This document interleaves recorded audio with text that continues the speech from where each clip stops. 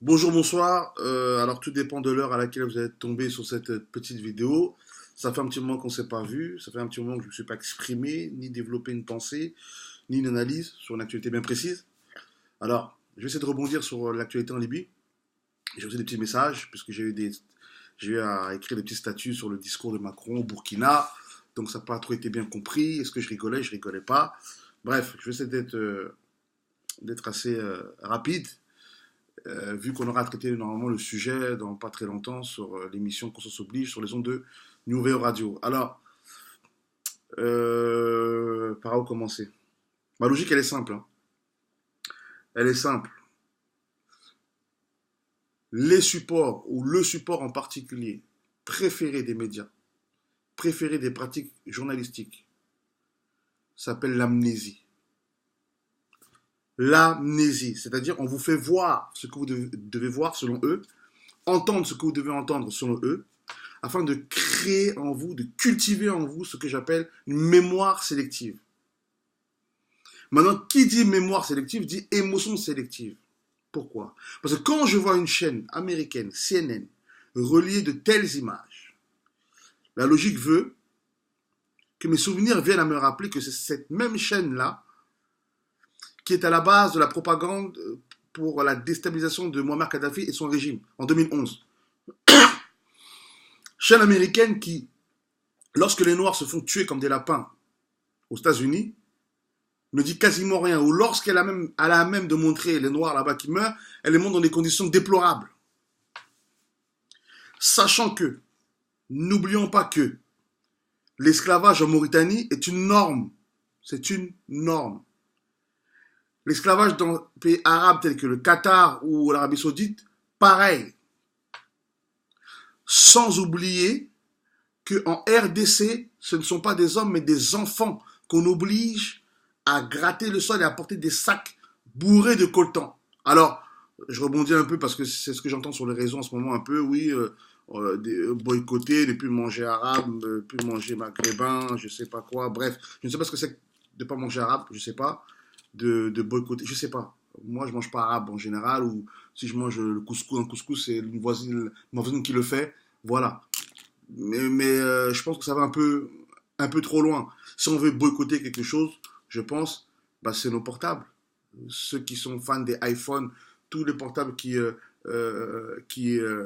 sont faits à base de coltan, bah, ne plus en acheter. Je dis ça comme ça, hein. Je sais pas ce que ça. Voilà, c'est une idée parmi tant d'autres, hein. Je dis ça, mais bon, peut-être que c'est une idée qui ne veut rien dire. Mais je me dis, si on doit boycotter quelque chose, c'est ça. Ne plus consommer. Parce que ce sont les enfants, nos enfants à nous là-bas, au Congo, qui font ça. 5 ans, 6 ans, 7 ans. Alors donc quoi, 20 centimes par jour? 30 centimes par jour? C'est pas sérieux.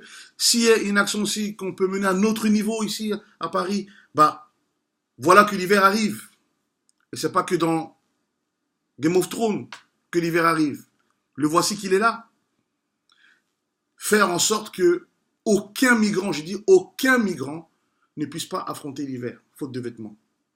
Qu'on fasse tout pour qu'on puisse organiser, prendre nos veilles doudou, nos vieux manteaux, nos jeans, nos pulls, tout ce qu'on peut leur donner pour leur permettre d'affronter l'hiver qui s'annonce très rude, à défaut de pouvoir leur donner un toit. Parce que je ne sais pas qui de nous va aller à Tripoli ou en Libye. Ça, c'est déjà aussi une chose. Pour le reste, il faut savoir que l'humanité est un commerce à plus de 7 milliards d'exemplaires. Que depuis le début de la création, le monde est caractérisé par la loi du plus fort. Quand vous voyez Macron arriver au Burkina, parler ainsi, il ne fait que défendre ses intérêts et les intérêts de son pays. N'attendez pas de lui une quelconque morale. Ce serait être naïf, mais d'une naïveté infantile. Il faut qu'au-delà de l'émotion, on puisse lire, qu'on parvienne à lire le monde tel qui fonctionne. Alors oui, il y a du racisme. Il y a du racisme dans les pays arabes, dans les pays maghrébins. Et on peut tenter de l'expliquer quand on sait que l'esclavage a commencé avec la traite arabe pendant 13, 14, 15 siècles et que pendant 13, 14, 15 siècles, les Noirs ont appartenu à une classe sociale inférieure, ce qui a permis de développer un mépris envers eux. Mais malgré ça, je ne pense pas que ce soit une histoire de racisme, ou alors pas que le racisme. Pour moi, c'est un grand business qu'il y a derrière tout ça. Et je ne peux pas pointer que le racisme. Pourquoi? Parce que quand nous avons des références telles que France Fanon, qui a parlé de dominant à dominer, non de couleur de peau.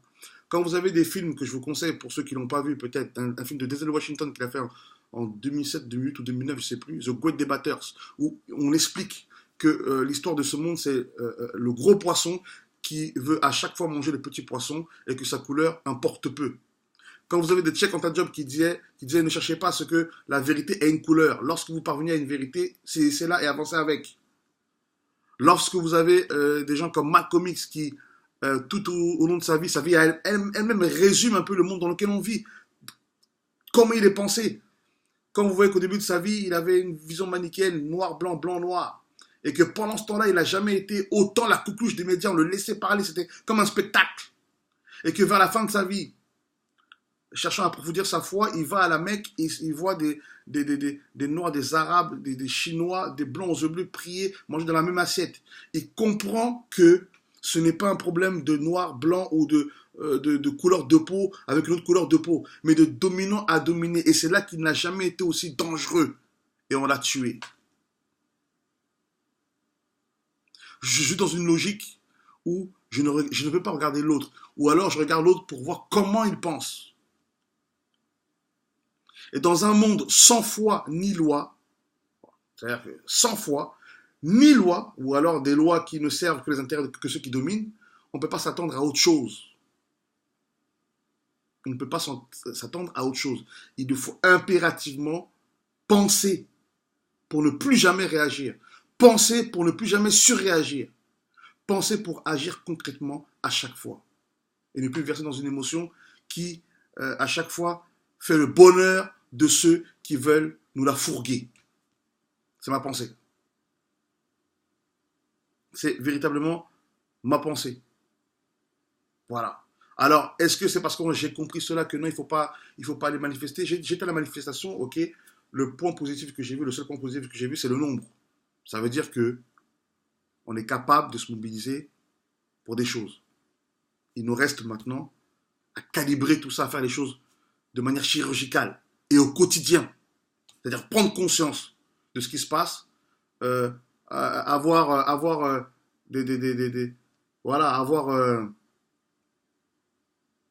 une lecture froide du monde. Une lecture froide.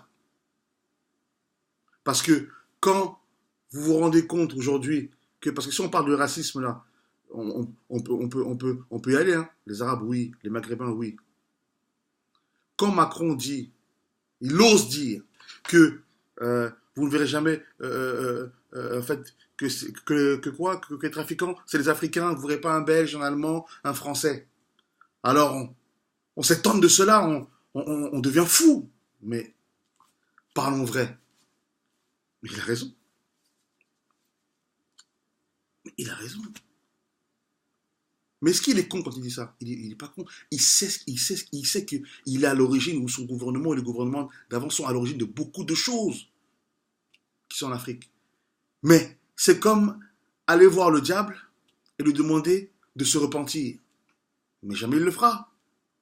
Il vous poussera à obéir à vos pulsions. Mais lorsque vous commettrez des crimes, ce n'est pas cette trace à lui qu'on va retrouver sur le lieu du crime. C'est les vôtres. Quand on voit des gens comme Sankara, qui l'a tué? Alors certes, peut-être sans doute influencé par le gouvernement français, tout ça, tout, ok, mais qui l'a tué? C'est son ami. Blaise Compaoré, Lumumba, qui l'a tué? C'est les Français? Ou c'est Mobutu? Les Tutsis et les Hutus au Rwanda.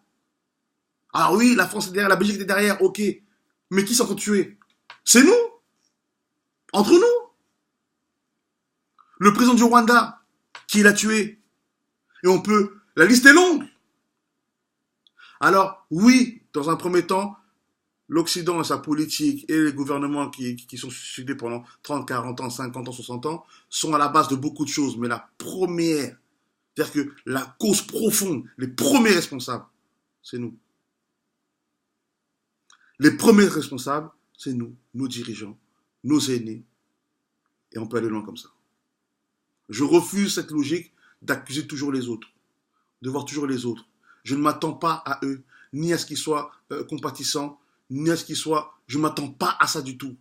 Qu'ils m'aiment, je m'en fous. Qu'ils ne m'apprécient pas, je m'en fous. Mais nous savons très bien que l'amour est une liberté. Un commandement pour ceux qui croient en Dieu. Mais pour ceux qui ne croient pas, c'est une liberté. Des mots de ne pas aimer. Mais dans ce cas-là, ils évoluent dans un monde où seuls les respects comptent. Et nous savons que le respect s'impose. Ne se demande pas, ne se quémande pas. Voilà un peu ma pensée. Ça fait 10 minutes que je parle, c'est beaucoup. Bref, voilà un peu ma pensée. J'espère que j'ai été clair. Je ne vais pas aller plus loin que ça. On aura traité le sujet dans 2-3 jours. Et elle sera diffusée dans 10 jours, peut-être, si tout se passe bien. En attendant, je vous dis à bientôt. Génération Konzo, Benson pour Conscience oblige. Courage.